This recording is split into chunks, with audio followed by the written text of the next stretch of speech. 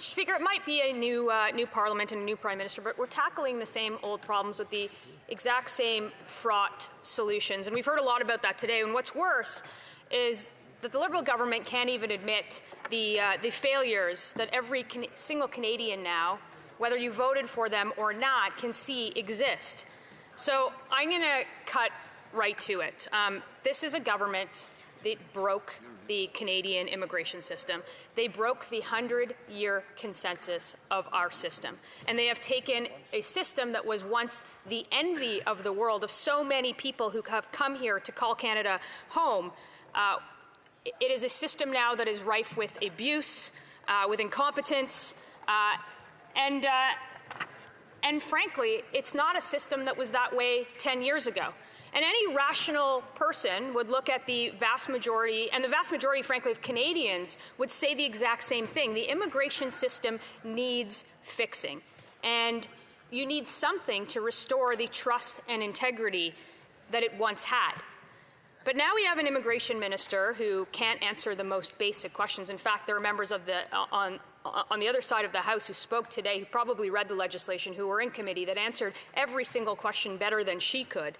And I learned that firsthand last week. The Welcome to Canada, she couldn't tell you how many people we welcomed. She couldn't tell us whether they would ever complete proper security checks. She couldn't tell us who was going to leave, when they were going to leave, how they were going to do that.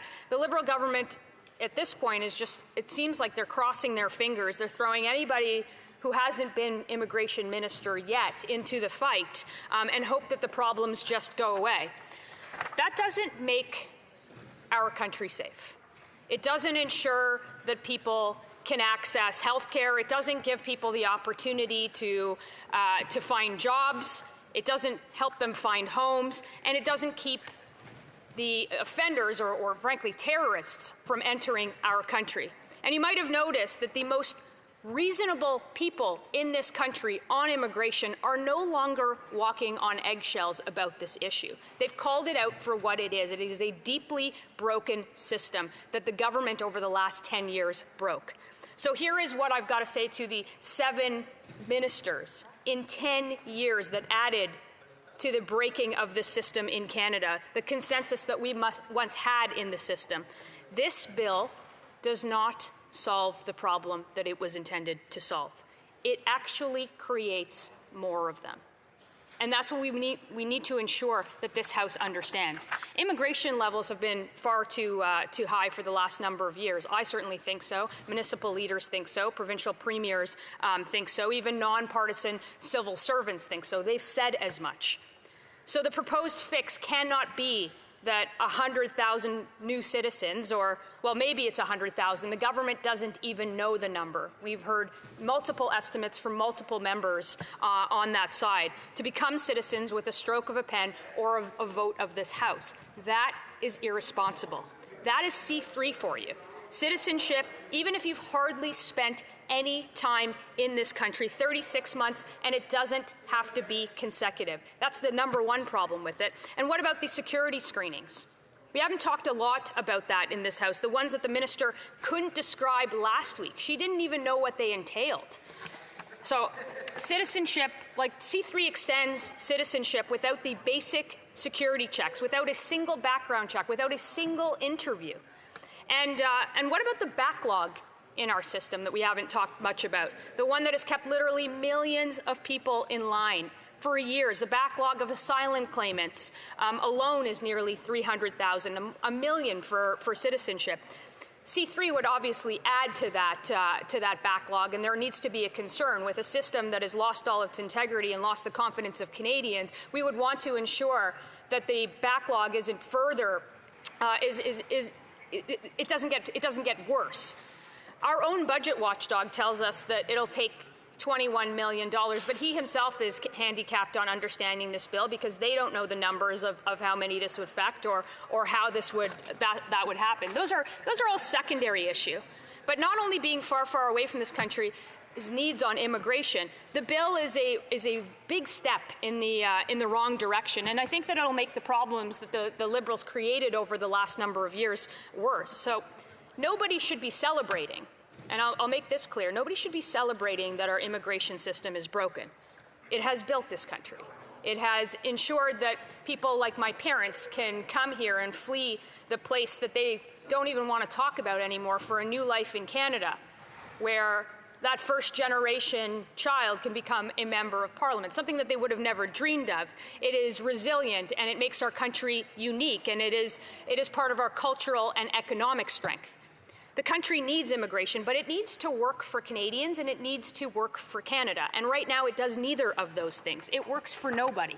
It doesn't work for the young people or the old, the first generation or the sixth generation, people who can't afford a home, people who can't get in to see a doctor when they need one, people who can't get a job when they have to, nor the people who have spent years languishing in lines waiting their turn without any idea of when any of this will actually happen. It doesn't help the people that were scammed by the fake colleges or the foreign cash-addicted universities that, under the watch and the encouragement of this government, have gotten out of control. And it doesn't serve the people who came here for the promise of this country. 40% of our newcomers already say that they want to leave. And so we can't pretend that using a hammer in this case is going to fix something that could be fixed with a scalpel. And based on this, it should come no surprise that despite promising a lower amount of newcomers, that the government is still issuing record numbers of permits. This year it's nearly 100,000 study permits and 50,000 temporary work permits. But this should be expected from an immigration minister who told this country before she was in this job, in her last job as the immigration minister for Nova Scotia, that she wanted absolutely no caps on immigration. And she denied that, but it's not a great track record to engender confidence in this new seventh minister in 10 years. But if the members opposite actually want to take an interest in making this better, I've got some advice to make it better. While we do need to fix the wrongs of the past, the former bill did that. And if there are elements and specific cases that it didn't, we could find ways to do it with a very targeted approach. We supported fixing the lost Canadians via the targeted bill that we saw from the Senate, from the other place, 245. But C3 goes too far. The bill actually weakens Canadian citizenship. It devalues Canadian citizenship for everyone else. It opens the door by eliminating the ties to Canada as a requirement, or at least the strength of the ties to Canada as a requirement. It eliminates the first-generation limit. It grants citizenship to those born abroad with one parent who's just spent 1,095 consecutive days. We've heard a lot of conversation about this, and I'm glad to hear that now the members opposite or the Liberals are open to amendments to changing that, to actually substantiate it into a test that makes sense. They're not required to have substantial ties. And again, the vague substantial connection test allows, again, multi-generational foreign residents to claim citizenship with minimal presence in Canada.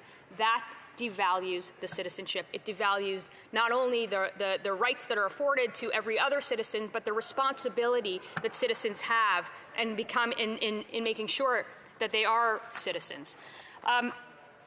I want to make the immigration system the envy of the world, and we can't do that if Canadians don't believe in the integrity of their system. They can't do that if when you look out into the street today and you see what's happening in our streets and you say no to security vetting, to any kind of interview, to making sure that criminal record checks are conducted. You cannot possibly stand up today in this country and say that is not necessary. I look forward to hearing what their thoughts are on an amendment that would ensure that they take security and vetting seriously, something that they haven't done in our immigration system, something that has played out in our streets here in Canada, something that has shown case after case of people being charged before they committed a terrorist act in this country. I want to see a government do this responsibly, and I want to see citizenship mean something in this country. And I think this bill, without its amendments and the provisions that the government currently had, with the minister who knows nothing about the bill, who's presented it in the House, I want to see those changed, and I look forward to having having a conversation. But I look forward more to them accepting those amendments. Questions and comments, questions et commentaires. The Chief Government Whip. Thank you very much, Mr. Speaker. We've heard Conservative after Conservative get up and talk about a substantial connection. Yeah. You know, a lot of provinces have substantial connection rules too. For example, the province of Alberta says you can't run as an MLA unless you've had a substantial connection of at least 6 months. I'm curious if the member believes that Pierre Poilievre should have a substantial connection to Alberta before he runs as a member of Parliament in that province. The member for Thornhill. Look, I actually thought we were going to have a serious conversation on the bill, but clearly, maybe the member hasn't read the bill. But I assure you that he will seek the support of and the trust of the people of Battle River Crowfoot in a place that he grew up in a place that he was born in a place that he was raised in. And I look forward to him bashing down that member when he's back in September. Comments, questions et commentaires. Le député de The member for Rimouski-La-Matapédia. Thank you, Mr. Speaker, and I'd like to congratulate my colleague on her speech. In the throne speech, the government said its priority was to restore the public's confidence in the immigration system. Does my colleague agree that this bill, which seems kind of minor, is that going to give Canadians their confidence back in the immigration system? What would she suggest as the priorities to get to the root causes of the problems with that department?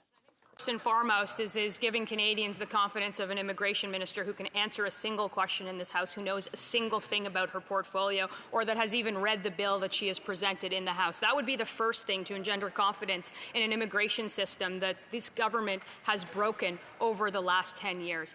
We used to have the best system in the world. It brought the best and the brightest to this country. That is no longer the case, and you don't have to hear it from me. You can go ask 10 Canadians in the streets if they think this system is broken, and they will tell you 10 out of times, yes. Comments, questions et commentaires. The member for Edmonton West. Thank you, Mr. Speaker. I'd like to thank my colleague from Thornhill for her wonderful speech on C3. One of the issues we have with this government is the abject failure of minister after minister on the immigration file. We've seen it here today. When I'm looking at the departmental plans that just came out, late, of course, from this government, over the last 4 years, they have failed on over 50% of their metrics. Every single year, they're failing more than they're succeeding on achieving their goals. What if my colleague could provide some insight why this government is focusing on issues instead of fixing their problems in-house? Honourable member. Thank you for the question. I think that that my honourable colleague from this side has spent exponentially more time looking at the immigration minister's website than the actual minister of immigration, who doesn't know the numbers, doesn't know the issues. The very fact that they've had 7 ministers in 10 years should tell you everything you need to know about how this government takes, or how seriously this issue, the government takes the issue of immigration. And for Canadians, to have a system that is so deeply broken from one that was the envy of the world for so many years is a travesty. Questions and comments, questions et commentaires. La secrétaire parlementaire du ministre du Logement et de l'Infrastructure. Merci beaucoup. Thank you very much, Mr. Speaker.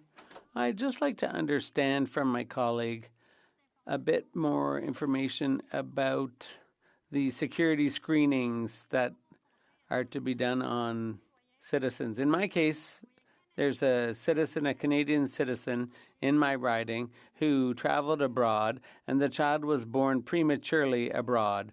That citizen came back to Canada aged 5 and fleeing a regime.